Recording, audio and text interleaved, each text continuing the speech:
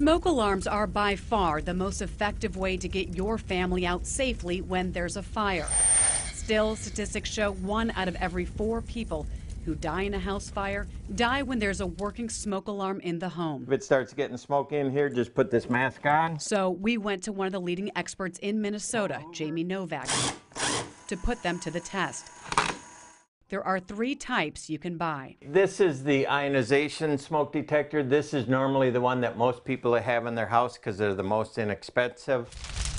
Ionization tend to detect open flaming fires faster, and photoelectric tend to detect slow smoldering fires faster. There's also a dual sensor, which incorporates both technologies. With the help of Coon Rapids Fire Marshal Todd Williams, Novak mounted the 3 types to the ceiling of a Coon Rapids home.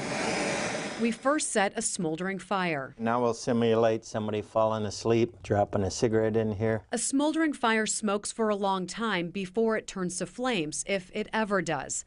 The majority of people who die in a fire die from breathing in too much smoke, not the fire itself. A lot of the slow smoldering fires tend to be at night when you're asleep and not going to react. A slow smoldering fire during the day isn't that big and dangerous because you should notice the smoke and have plenty of time to get out.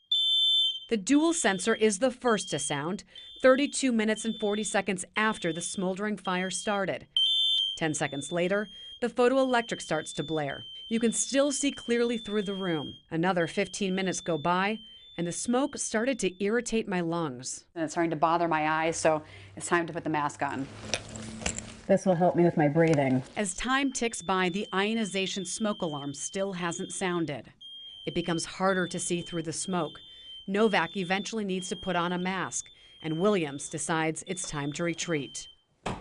Definitely want to get out of this room. So if I would wake up without a smoke detector and sit up in this smoke condition, it would really be tough. Then you factor in sleeping and darkness.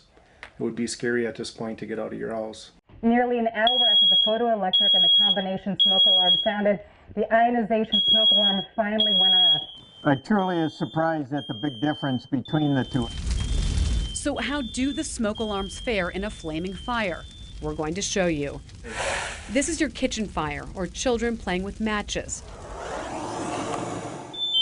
All 3 types went off within 3.5 minutes of each other. What's important to note is during our test, we could still get out safely when all of the smoke alarms sounded. Do you think if more people had photoelectric smoke detectors in their home, more lives could be saved? I think so. I think on some of the slow smoldering fires, that might be a big difference that make the difference between being alive or dead after a fire.